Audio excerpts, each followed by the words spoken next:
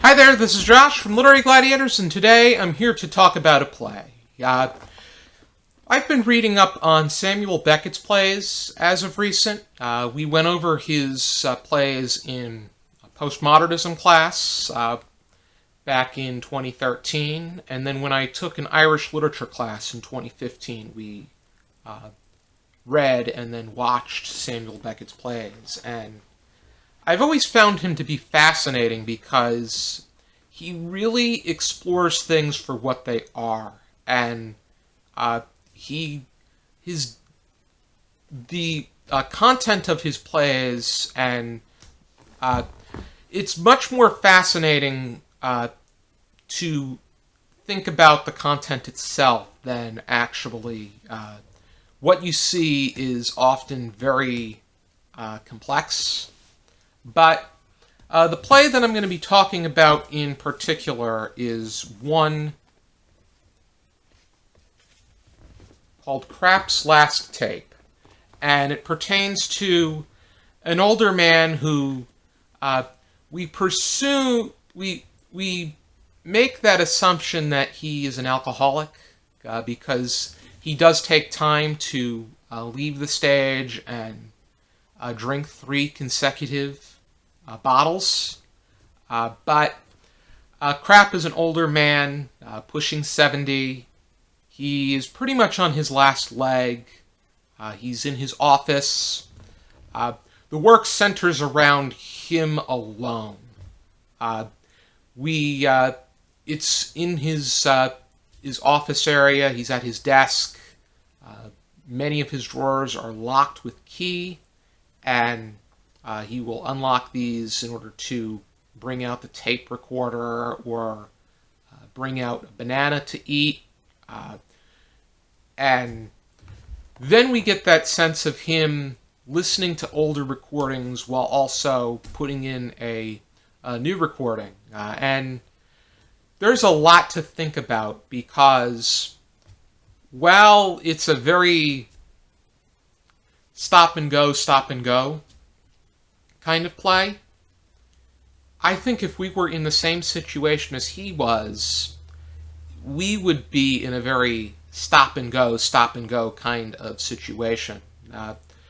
Films try to over-dramatize and over-cosmeticize things, whereas they need to make a moment as perfect or as intense as possible, almost as if it is ritualistic and routine. But Beckett does a great job portraying this for what it really is. And in this case, what it really is somebody that sees imperfection in themselves. And that's evident in how he constantly has to stop, readjust, start again, walk away, come back and continue, pretty much give up on the whole ideal.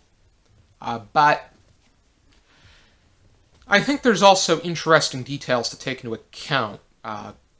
And for instance, the banana, which people have that tendency, the way that he was, that he had the banana in his mouth and how he stopped and how he ate it methodically. There's some people that have seen it in a Freudian way. Yeah, I see it more in the way that he is seeing the consumption of food as more of a task than as a necessity.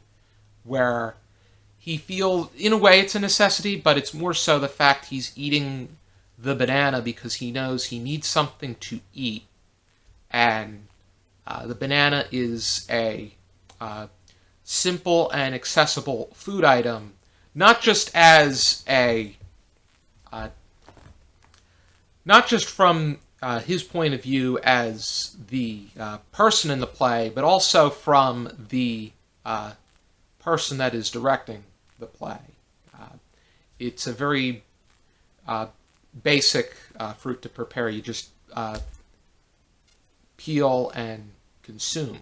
I thought it was interesting to see how he responded to previous recordings of his with a great sense of distaste, because I could honestly say that when I look back at my older uh, written or taped media, especially the first article that I submitted to my high school newsletter, it makes me cringe a little bit, because I look at it and say, I did that?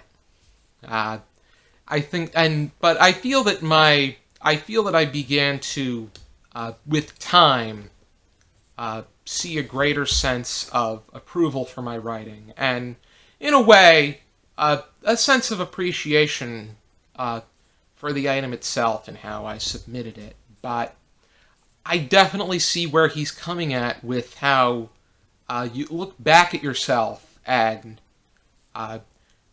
ask yourself, did I really say that, or did I really do that, or did I really feel this way? That sounds so petty and shallow, that kind of attitude. I think that his feelings for himself have changed through the years. He's learned more. I don't know if he's really improved on that matter, because he still relies on alcohol, but a change is still a change. I think that the sense of readjusting and how that is depicted is quite interesting as well, because I'll let you into a little secret about filming videos, and that is not too many of us, and I know I can say for sure, we can't. I'm not so good at first takes. There's a lot that even now, there's a lot that I need to repeat, and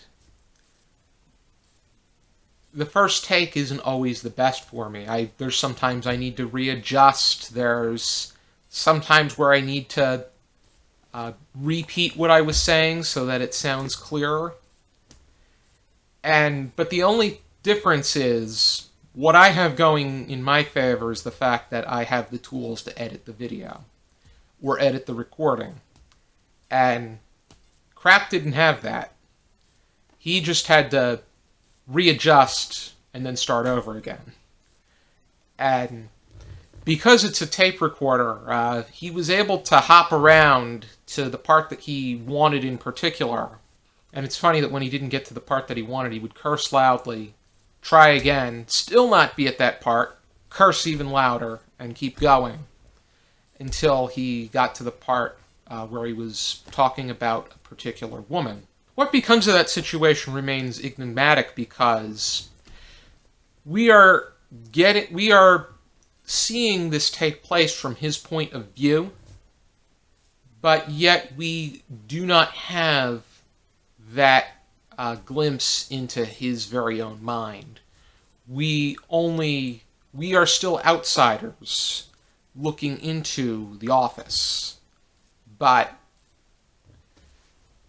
yet while we know what he's doing in there, we don't know what he's thinking.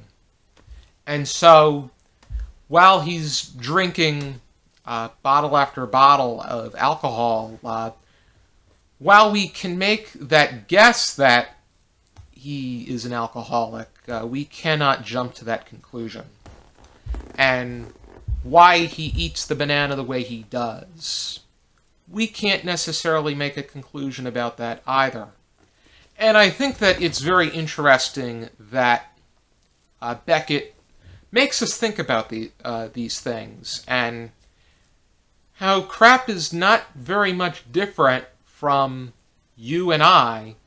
We may not be as flawed or possess a sense of vanity the way that he has had, or may even still have. But it is still, like many of other Beckett's plays, a brain exercise, and something that really gets you thinking. And I think I feel that that's the fascinating thing about Beckett's plays. be it Waiting for Godot or Act Without Words 2. I've always had a good time talking about Beckett's work, and I feel that being able to do so with people that have a mutual interest. I know that there's not as many people on the channel, which you're going to see for yourself in an upcoming discussion that we have about Act Without Words 2. But Beckett is really an outside-of-the-box kind of playwright and thinker, and incorporates this into real-life situations. And I think Krapp's Last Tape is a great example that plenty of us can relate to.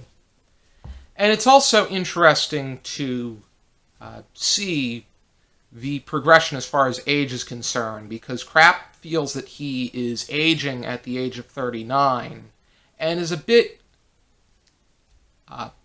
neurotic about it.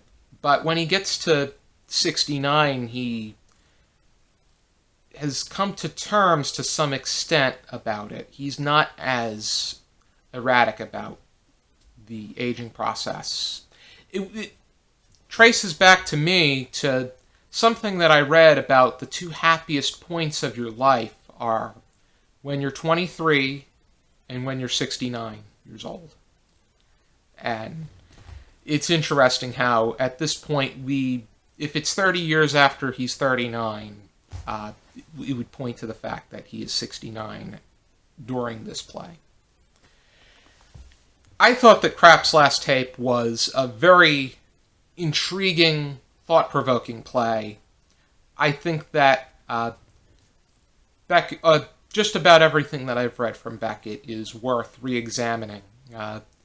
I think if I were to rate this, I would give it a 4 out of 5, but this is a short play, so it's a bit more of a challenge when it comes to rating, but I feel that it's worth checking out. I was really happy to re-examine it, and I'm definitely inclined to pick up more. Thank you for tuning into this video. I hope you check out some more videos from our channel, and for now, keep reading.